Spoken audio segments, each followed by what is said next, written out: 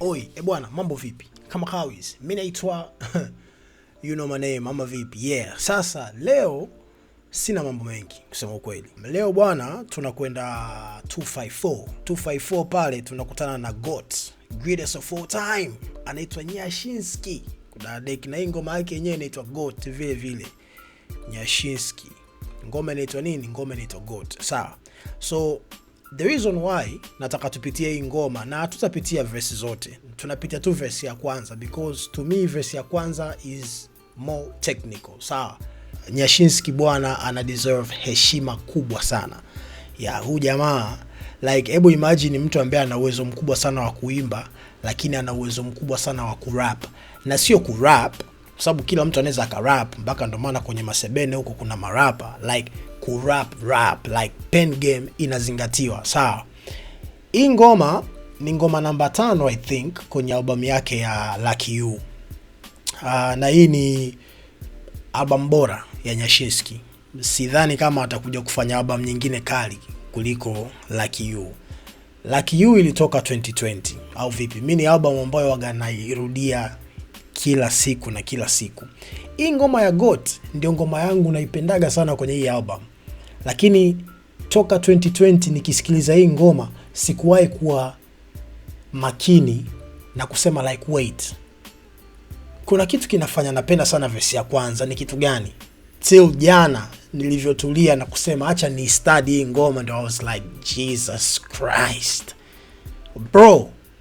Unaweza drop down your comment na ukaniambia ni wasanii wangapi ambao walikuwepo kwenye game and then wakaondoka, miaka kibao ikapita, wakarudi na wakaendelea kuwepo kwenye game namba 1. Ukiachana Nyashinski, ni nani mwingine ambaye ashakufanya comeback ya design hiyo? Never bro. Ndio maana kwenye morobazi yangu ya ngapi, kuna morobazi yangu moja nilisemaga ukiachana na Jesus, Nyashinski had the hardest comeback. That's a bar. Because Yesu hajarudi bado, lakini Nyashinski had the hardest comeback ever. Like alikuwepo, akashika watu, akaondoka, akapotea kabisa, and then akarudi na bado akabaki on top. Hii ngoma inaitwa GOAT. Twende. Yeah. Tuipitie.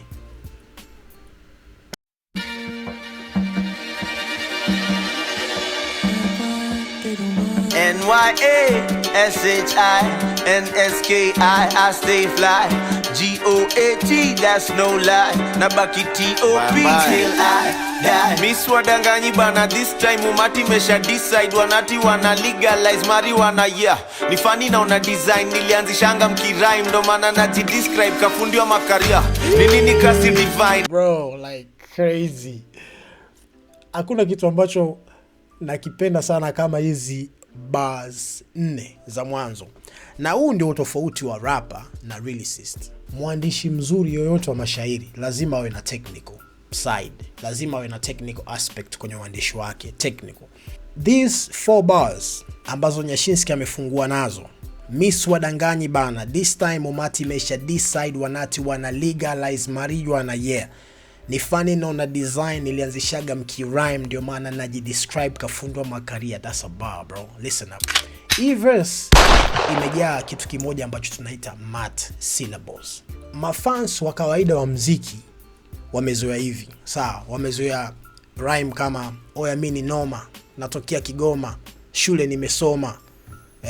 Ndio maana kila ninachogusa noma noma. Watu huyo ni mkali. And that's good.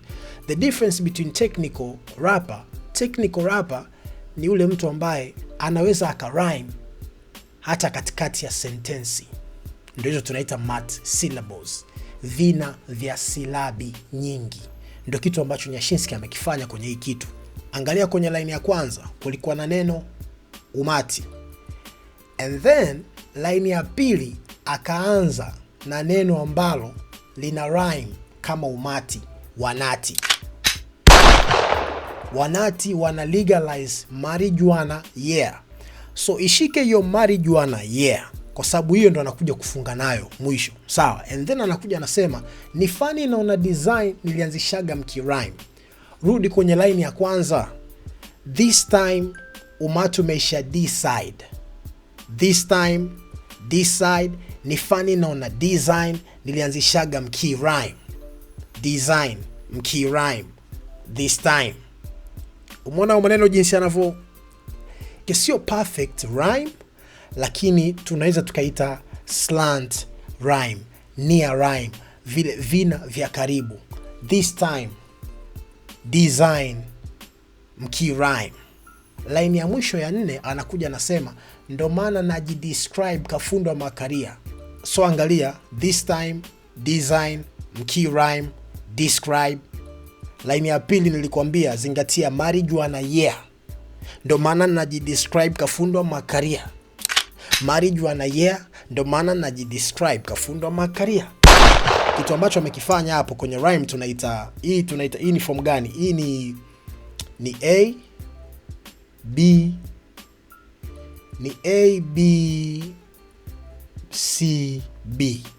Yeah, ni A B C B. Yes. Au ni A B kitu kama hicho, ni A B au ni A B C B kitu kama hicho, sawa.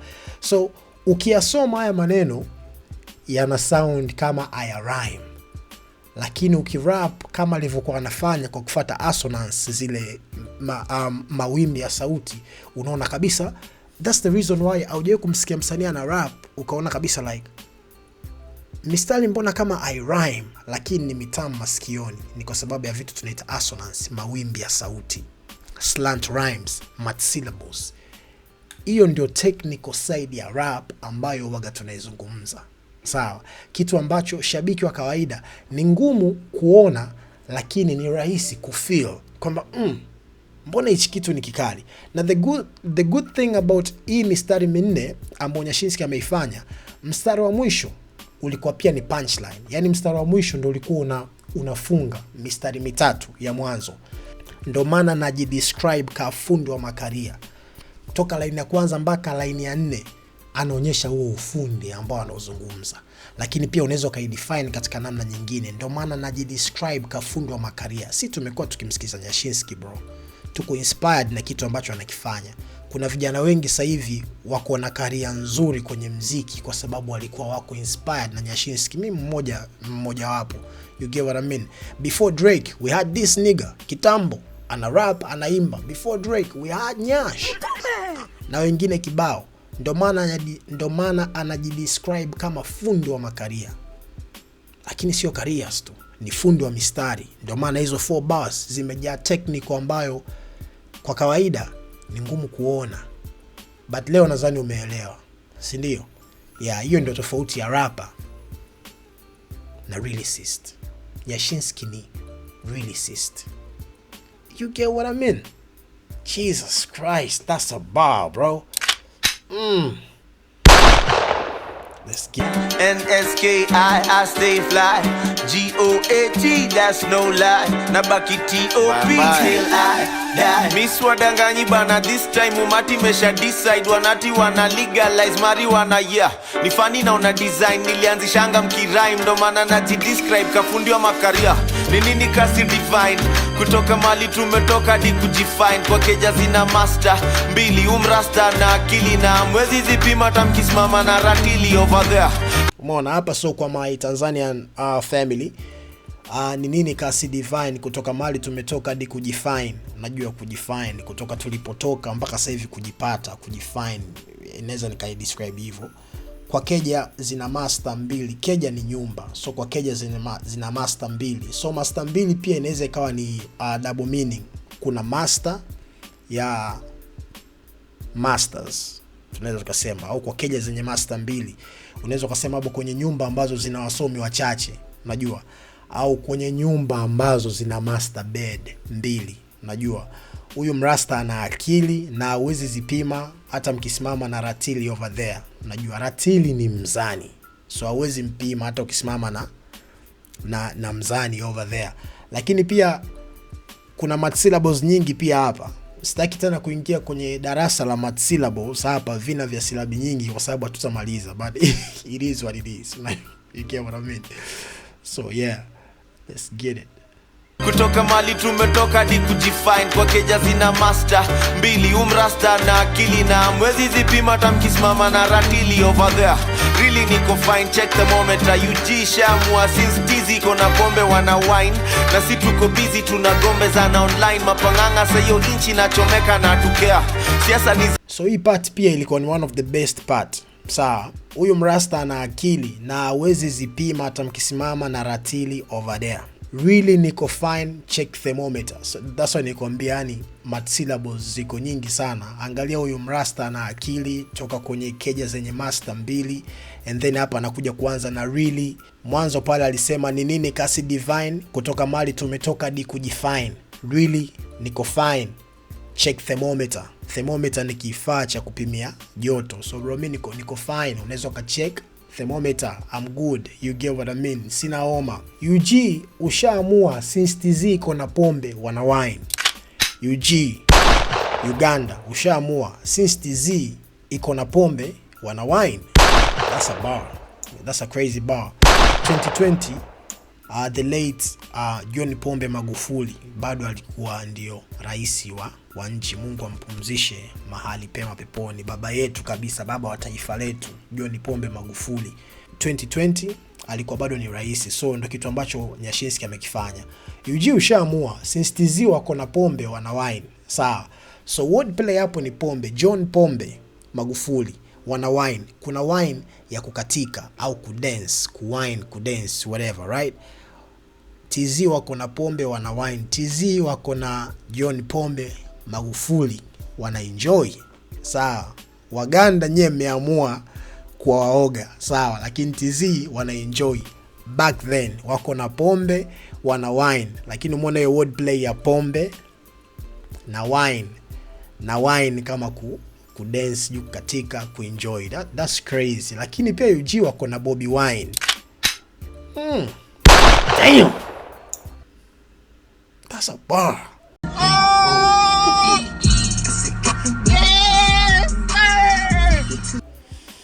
Alafu pia anakuja sana waambia wa Kenya kwamba na sisi tuko busy tunagombana online, mapanganga.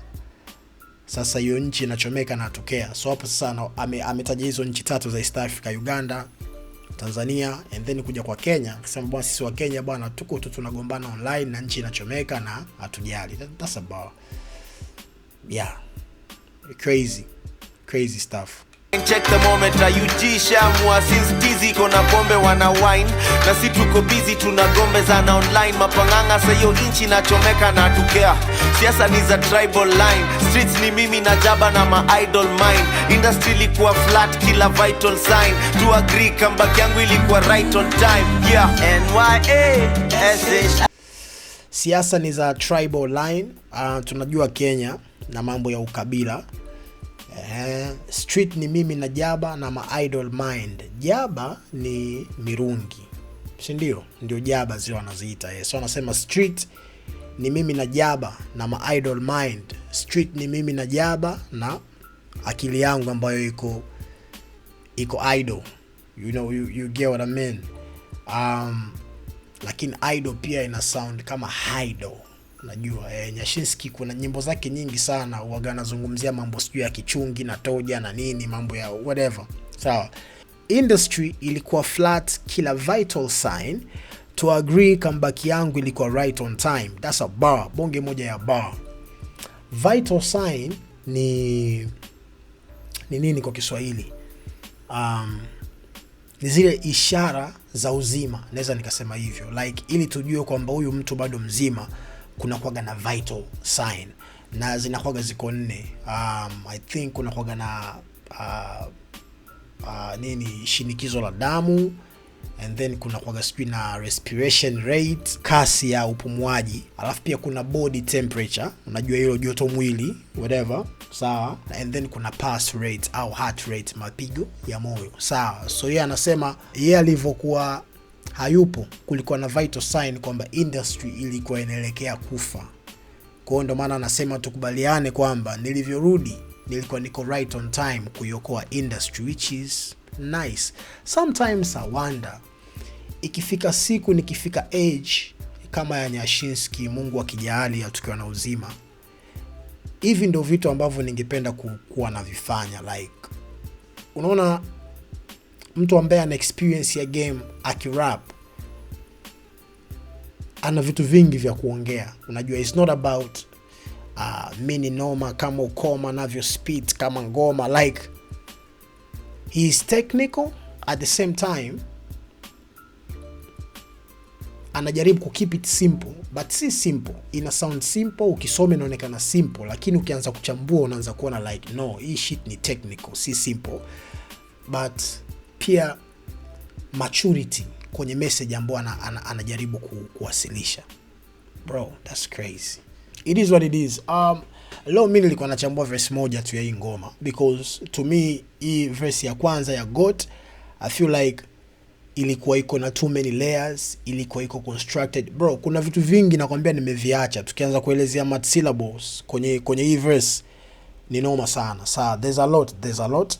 Verse 2 pia ni dope verse, but verse 1 ilikuwa ni noma, ilikuwa ni hard. So